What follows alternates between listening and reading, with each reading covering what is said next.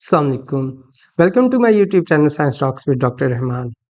Standard model of particle physics पर एक नई किस के साथ आपकी खिदमत में हाजिर हूँ। पिछली किस में हमने हिग्स मैकेनिज्म और इसकी दरियाफ्त को बहुत तफसील से देखा था। हमने देखा था कि कैसे पीटर हिग्स, फ्रैंक एंगलार्ड और किबल ने सिमेट्री ब्रेकिंग का तस्वर इस्तेमाल करते हुए गोल्डस्टोन बोसोन्स के जरिए गेज बोसोन्स की कमियत पर रोशनी डाली। अगर आपको याद हो तो तीनों साइंसदानों ने ये काम 1964 में किया था। यही वो साल है जिसमें डॉक्टर अब्दुल सलाम ने इलेक्ट्रोवीक थ्योरी की तश्कील पर एक शाहकार पेपर पब्लिश किया। ऐसा लगता है कि कुदरत 1964 के साल को स्टैंडर्ड मॉडल की तश्कील के लिए खास बनाना चाहती थी, क्योंकि यही वो साल है जिसमें मरे गलमैन ने एक और शाहकार पेपर शाया किया। ये पेपर क्या था और इसमें किस चीज़ पर रोशनी डाली गई थी, इस पर बात करने से पहले मैं फिजिक्स के बुनियादी नज़रियात पर रोशनी डालना चाहूँगा, ताकि आइंदा जब क्वांटम क्रोमोडायनामिक्स या क्वांटम इलेक्ट्रोडायनामिक्स जैसे अल्फाज इस्तेमाल हों तो आपको पता हो कि इन अल्फाज से क्या मुराद है। 20वीं सदी के आगाज़ से पहले फिजिक्स दो बड़ी शाखों पर मुश्तमिल थी, जिसमें एक शाख थर्मोडायनामिक्स और दूसरी न्यूटोनियन मैकेनिक्स थी। न्यूटोनियन मैकेनिक्स, जिसके लिए हम क्लासिकल मैकेनिक्स के अल्फाज भी इस्तेमाल करते हैं, ऐसे अजसाम के लिए बहुत अच्छे नताइज फराहम करती है जिनकी रफ्तार एक खास हद से ज़्यादा ना हो और जिनका साइज़ एक खास हद से कम ना हो। न्यूटन के कवानीन ऐसे अजसाम की हरकत के लिए ठीक नताइज फराहम नहीं करते जो बहुत ज़्यादा तेज़ रफ्तार यानी रोशनी की रफ्तार के करीब करीब सफ़र करते हैं। इस चीज़ का हल आइंस्टाइन ने स्पेशल थ्योरी ऑफ रिलेटिविटी की शक्ल में दिया। दूसरी तरफ ऐसे अजसाम जिनका साइज़ बहुत कम हो, यानी एटम के साइज़ से भी कम, वहाँ पर क्लासिकल मैकेनिक्स या न्यूटन के कवानीन काम नहीं करते और हमें एक नए नज़रिए की ज़रूरत पड़ती है। इस ज़रूरत को क्वांटम मैकेनिक्स की दरियाफ्त ने पूरा किया। क्वांटम मैकेनिक्स की तश्कील में अगरचे बहुत से साइंसदानों ने हिस्सा डाला, लेकिन श्रोडिंगर की मसावत क्वांटम मैकेनिक्स में रीढ़ की हड्डी की हैसियत रखती है। हमने देखा कि न्यूटन के कवानीन या क्लासिकल मैकेनिक्स दो जगहों पर सही नताइज फराहम नहीं करती। एक ऐसे ज़रात जिनकी रफ्तार बहुत ज़्यादा हो, जहाँ हम स्पेशल थ्योरी ऑफ रिलेटिविटी का इस्तेमाल करते हैं, और दूसरा ऐसे ज़रात के लिए जिनका साइज़ बहुत कम हो, जिनके लिए हम क्वांटम मैकेनिक्स का इस्तेमाल कर सकते हैं। क्या आप बता सकते हैं कि ऐसे ज़रात जो बहुत तेज़ रफ्तार से सफ़र करते हों और उनका साइज़ भी बहुत कम हो, उनके लिए कौन-सा नज़रिया इस्तेमाल किया जाएगा? क्या हम स्पेशल थ्योरी ऑफ रिलेटिविटी इस्तेमाल करेंगे या क्वांटम मैकेनिक्स?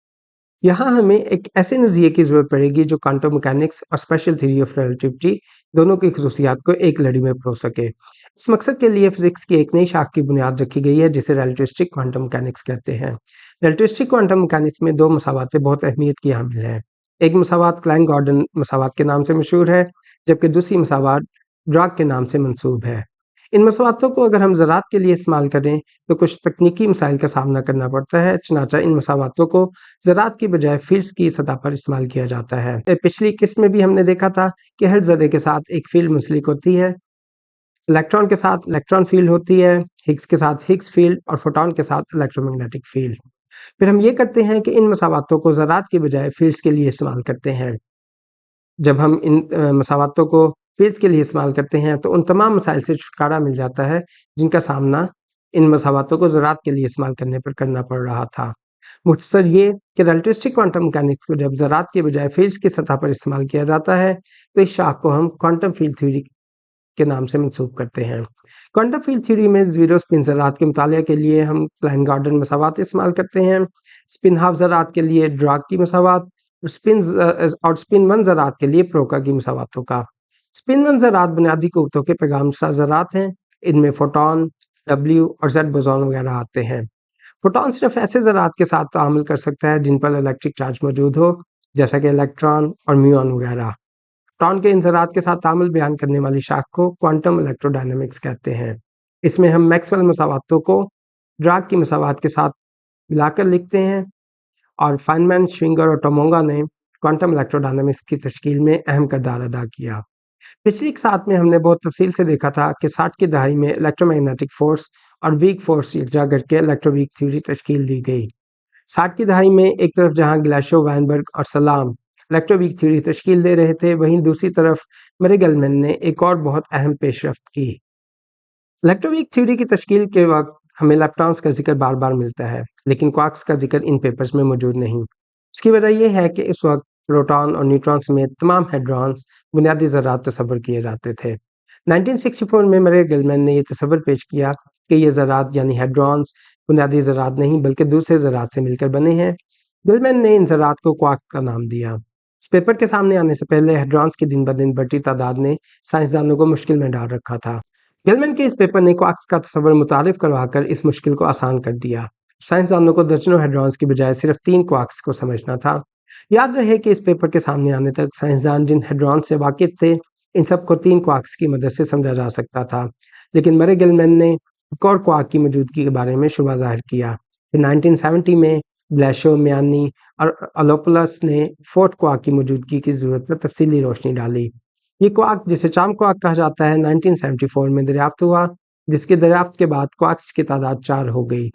दूसरी तरफ तब तक दरियाफ्त शुदा इलेक्ट्रॉन्स की तादाद भी 4 थी। इस तरह स्टैंडर्ड मॉडल बुनियादी ज़रात की 2 जनरेशंस मुकम्मल हुई। चाम क्वार्क की दरियाफ्त के 1 साल बाद एक नया इलेक्ट्रॉन दरियाफ्त कर लिया गया, जिसे टाउ इलेक्ट्रॉन कहते हैं। इस दरियाफ्त के साथ साइंसदान ये भी जान चुके थे कि इस इलेक्ट्रॉन से मुंसलिक न्यूट्रिनोज भी मौजूद है। इस तरह इलेक्ट्रॉन्स की तादाद 6 हो गई। दूसरी तरफ 1973 में कोबायाशी और मसाकावा ने ये पेशगोई की कि क्वार्क्स की भी 3 जनरेशंस होनी चाहिए। हम जानते हैं कि वीक तामुलात पैरिटी सिमेट्री वायलेट करते हैं। 70 की दहाई में ये भी साबित हो चुका था कि ये तामुलात एकॉर्ड सिमेट्री का लिहाज नहीं करते। इस सिमेट्री को चार्ज कंजुगेशन सिमेट्री कहा जाता है। By the way, in 2 symmetries की वायलेशन में हमारी तख्लीक का राज छुपा है। कभी मौका मिला तो इन चीज़ों पर तफसीली गुफ्तगू करूंगा। पैरिटी और चार्ज कंजुगेशन सिमेट्री की वायलेशन, जिसे अब मुख्तसर तौर पर सीपी वायलेशन कहा जाता है, को देखते हुए कोबायाशी और मसाकावा ने यह नोट किया कि क्वार्क्स के तामुलात में सीपी वायलेशन सिर्फ तभी मुमकिन है अगर इसकी 3 जनरेशंस हों। उन्हें इस पेशगोई के बाद ज़्यादा इंतजार नहीं करना पड़ा और 1977 में 5वां क्वार्क दरियाफ्त हुआ, जिसे बॉटम क्वार्क का नाम दिया गया।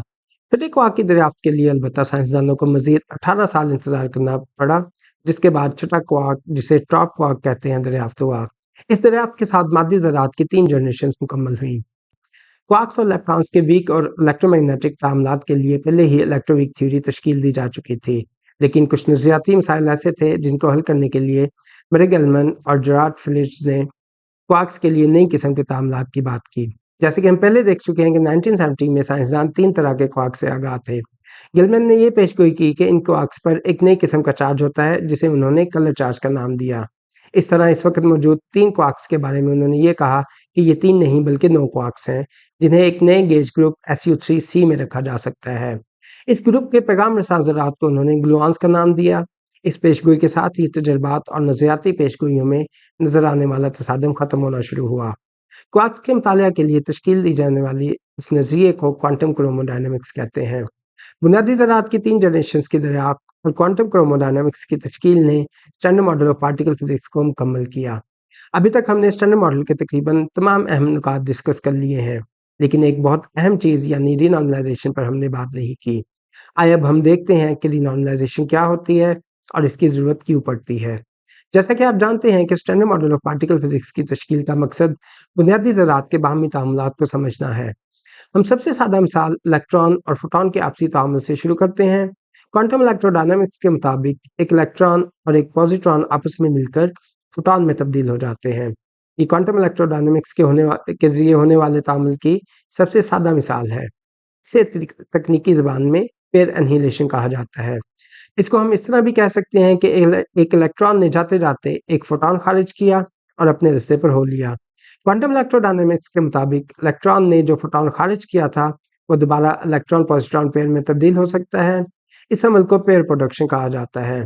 अगर इन दोनों अवामिल को इकट्ठा करके देखा जाए तो तस्वीर कुछ इस तरह बनती है कि एक इलेक्ट्रॉन और पॉजिट्रॉन ने एक फोटॉन को जन्म दिया, जो बाद में टूटकर दोबारा इलेक्ट्रॉन और पॉजिट्रॉन में तब्दील हो गया। क्वांटम इलेक्ट्रोडायनामिक्स के असूल इस्तेमाल करते हुए हम इस अमल के वकूअ पज़ीर होने के इम्कानात का हिसाब करते हैं। इस चीज़ को तकनीकी ज़बान में स्कैटरिंग क्रॉस सेक्शन कहते हैं और इस हिसाब के नतीजे में जो नंबर हमें मिलता है, वो एक महदूद नंबर है।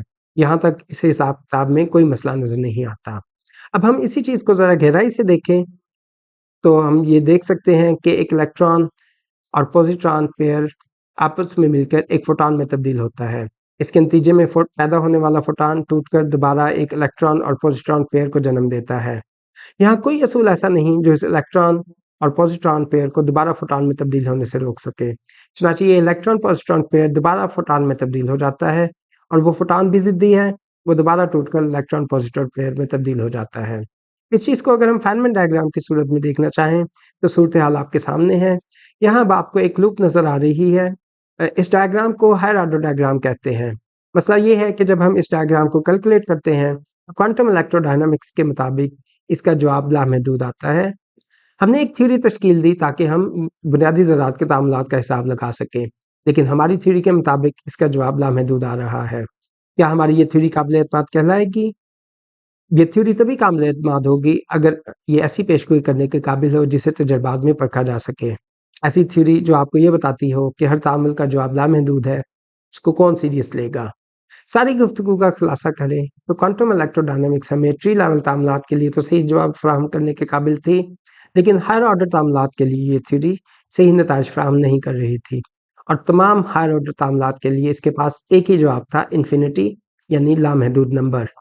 साइंसदान किसी ऐसे तरीके की खोज में थे जिससे इस लामहदूद नंबर से छुटकारा हासिल किया जा सके। क्वांटम इलेक्ट्रोडायनामिक्स के केस में ये काम फाइनमैन, श्विंगर और टोमोगा ने किया, जिसके लिए उन्हें 1965 के नोबेल इनाम से नवाजा गया, जबकि इलेक्ट्रोवीक थ्योरी के लिए ये काम जेरार्ड टोफ्ट और वोल्टमैन ने किया, जिन्हें 1999 में नोबेल इनाम दिया गया। रीनॉर्मलाइजेशन के अमल के लिए ड्राक के साथ एक मुहावरा मंसूब किया जाता है कि ड्राक कहते हैं कि ये अमल कूड़े को कारपेट के नीचे फेंकने के मुतरादिफ है। इसी तरह फाइनमैन ने 1961 में कहा था, I do not subscribe to the philosophy of renormalisation. ये तब की बात है जब रीनॉर्मलाइजेशन अभी पालने में थी, लेकिन आज रीनॉर्मलाइजेशन के एक फीचर के तौर पर देखा जाता है। पाकिस्तान में कुछ लोग आज भी ड्राक की बात दोहराते हैं, लेकिन वो लोग जो इस अमल की बारीकियों से आशना हैं, वो इंसानी जहानत के इस आला शाहकार की दाद दिए बगैर नहीं रह सकते। जैसा कि इन्फिनिटी गज़ल नामी किताब में फ्रैंक क्लोज लिखते हैं कि ये अमल नियाग्रा फॉल्स के ऊपर रस्सी पर चलने के मुतादिफ है। जो लोग नियाग्रा फॉल्स के बारे में नहीं जानते, उन्हें बताता चलूँ कि नियाग्रा फॉल्स एक आबशार का नाम है जो अपनी बुलंदी की वजह से मशहूर है। अब आप जान सकते हैं कि इस आबशार के ऊपर एक रस्सी पर चलने के लिए कितनी महारत की ज़रूरत है। रीनॉर्मलाइजेशन भी एक ऐसा अमल है जहाँ इस अमल में हिस्सा लेने वाले तमाम फाइनमैन डायग्राम्स में मौजूद इन्फिनिटी को पहले एक माहिर कारीगर की तरह फाइनाइट हिस्से से अलग किया जाता है। फिर जब इन तमाम डायग्राम्स को इकट्ठा किया जाता है तो वो तमाम इनफाइनाइट हिस्से एक दूसरे के साथ कैंसिल हो जाते हैं, और आखिर में जो जवाब बचता है वो एक महदूद नंबर होता है, और इतना प्रिसाइज होता है कि 10-10 दर्जा इशारिया तक तजर्बात की कसौटी पर पूरा उतरता है। रीनॉर्मलाइजेशन को मुख्तसरन बयान करूँ तो मसावातों का वो हिस्सा जो इन्फिनिटी का बायस बनता है, उसे एक महदूद हिस्से से अलग किया जाता है, और फिर एक डायग्राम में मौजूद इन्फिनिटी दूसरी डायग्राम में मौजूद इन्फिनिटी से कैंसिल हो जाती है, और आपके पास एक महदूद जवाब बचता है। यानी आप इन्फिनिटी में से इन्फिनिटी को माइनस करके एक महदूद जवाब हासिल करते हैं। इन्फिनिटी से निजात हासिल करने के इस अमल को रीनॉर्मलाइजेशन कहा जाता है। इस अमल की एक बेहतरीन पेशगोई ये है कि फिजिक्स की तमाम थ्योरीज तवानाई की एक खास हद तक की ठीक नताइज फराहम कर सकती हैं। अगर आप इस हद से आगे चलते हैं तो आपको एक नए नज़रिए की ज़रूरत पड़ती है। इस तरह आप साइंसदान 19वीं सदी के साइंसदानों वाली गलती नहीं दोहराते कि हम सारी फिजिक्स जान चुके हैं, बल्कि एक नज़रिया सामने आने के साथ ही इस नज़रिए की हदूद का तयन करने की कोशिश करते हैं, और ये जानने की कोशिश करते हैं कि ये नज़रिया कहाँ तक ठीक नताइज फराहम कर सकता है। अब हम ये जान चुके हैं कि हमारे नज़रियात किस हद तक हमारा साथ दे सकते हैं, और इस हद को तकनीकी ज़बान में प्लांक स्केल कहा जाता है। ये नुक्ता है जहाँ से हमारी कहानी यानी कायनात की तख्लीक का आगाज़ होता है, जिसे बयान करने के लिए जो नज़रिया तश्कील दिया गया है उसे बिग बैंग थ्योरी कहते हैं। दूसरी तरफ हम जानते हैं कि standard model of particle physics अपनी तमाम तर खूबसूरती खसूसियात के बावजूद हरफ आखिर नहीं है। कुछ तजर्बाती और नज़रियाती मसाइल ऐसे हैं जिसकी वजह से इस नज़रिए में बेहतरी लाने की ज़रूरत है। स्टैंडर्ड मॉडल पर वीडियोस का ये सिलसिला यहाँ इख्तिताम पज़ीर होता है। अगर ज़िंदगी ने मौका दिया तो स्टैंडर्ड मॉडल को दरपेश मसाइल और उनके हल पर की जाने वाली कोशिशों के साथ बिग बैंग थ्योरी और उससे मुल्हक़ तसव्वुरात पर वीडियो बनाकर दोबारा आपकी खिदमत में हाज़िर होऊँगा। अभी आपसे इजाज़त चाहूँगा। अपना ख़्याल रखिएगा। अल्लाह हम सबका हामी और नासिर हो। अल्लाह हाफ़िज़।